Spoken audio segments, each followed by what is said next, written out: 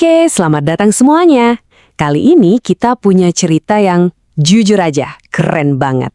Tentang gimana caranya sesuatu yang kuno dari masa lalu justru jadi kunci buat masa depan digital Indonesia. Pernah kepikiran gak sih? Kita kan sibuk banget nih cari teknologi baru, yang canggih, yang futuristik. Tapi, gimana kalau jawaban yang kita cari-cari itu sebenarnya udah ada di depan kita dari dulu? Nah, ini dia nih, inti dari obrolan kita hari ini. Sebuah ide yang brilian, mengubah sesuatu yang lama, yang bersejarah, jadi pondasi buat sesuatu yang super modern. Oke, yuk kita bedah bareng-bareng. Oke, sebelum kita bahas solusinya, kita harus paham dulu dong masalahnya apa sih? Dan di Indonesia, masalahnya ini wah gede banget. Ini semua soal geografi negara kita yang unik. Coba deh bayangin, 17.000 lebih pulau. Ngebangun infrastruktur internet modern di negara kepulauan terbesar di dunia itu, ya ampun, tantangan logistiknya luar biasa. Hasilnya, jelas, banyak banget daerah yang jadi ketinggalan secara digital.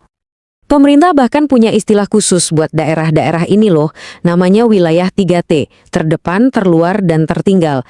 Nah, disinilah kesenjangan digital itu paling terasa.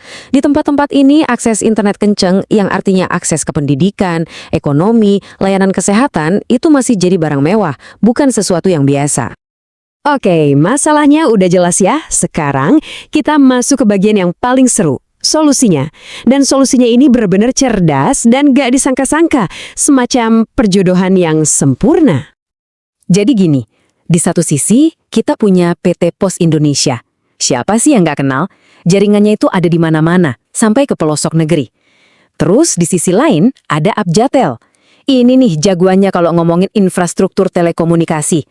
Nah, sekarang bayangin, jangkauan yang legendaris digabungin sama keahlian modern.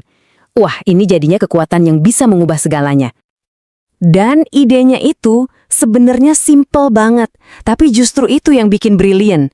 Daripada bangun semuanya dari nol, makan waktu, makan biaya, kenapa nggak pakai aja jaringan bangunan yang udah ada dan dipercaya sama masyarakat?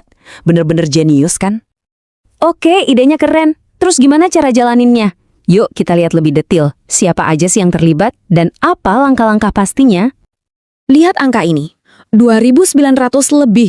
Sebanyak itulah aset yang disiapin PT Pos Indonesia buat proyek ini.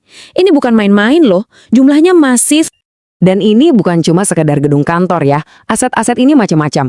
Ada gedung kantor pos modern, ada lahan kosong di lokasi strategis, bahkan ada bangunan-bangunan bersejarah yang sekarang bakal punya fungsi baru di era digital. Keren banget. Dan mereka ini geraknya cepat banget loh. MOU atau Nota Kesepahaman itu diteken September 2024, terus langsung diumumin secara resmi. Implementasinya, katanya sih bakal segera kita lihat. Ini nunjukin kalau semua pihak yang terlibat benar-benar serius. Nah, strateginya juga pinter. Mereka nggak langsung hajar semua sekaligus. Rencananya itu bertahap dan terstruktur banget. Dimulai dulu dari 26 lokasi prioritas. Di Riau, Jambi, Jawa Barat, sama Kalimantan Barat. Baru nanti dari situ diperluas ke seluruh Indonesia. Oke, rencananya udah jelas. Sekarang coba kita mundur sedikit dan lihat gambaran besarnya. Apa sih arti semua ini buat Indonesia? Dampaknya itu jauh lebih besar dari sekedar pasang kabel dan nyalain sinyal. Ketua Umum Abjatel sendiri udah nekenin ya, tujuannya itu satu, mempercepat pemerataan akses digital. Jadi, ini bukan cuma soal bisnis, tapi ini soal inklusi. Soal gimana caranya memastikan gak ada satu orang pun yang ketinggalan. Satu hal yang penting banget buat dicatat, pengumuman ini kan dilakuin di acara rapat kerja nasional yang dihadiri sama banyak pihak, dari industri sampai pemerintah.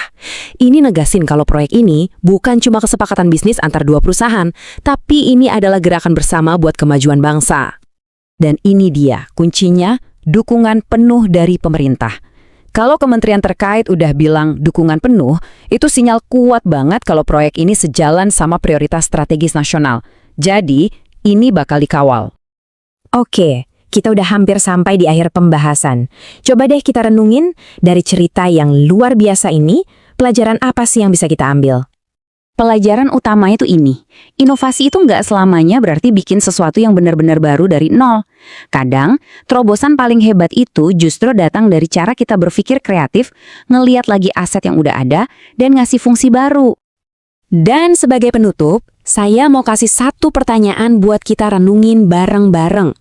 Kalau Indonesia bisa mengubah kantor pos tuanya jadi pusat internet, coba bayangin deh kemungkinan lain apa ya yang bisa kita lakuin di seluruh dunia.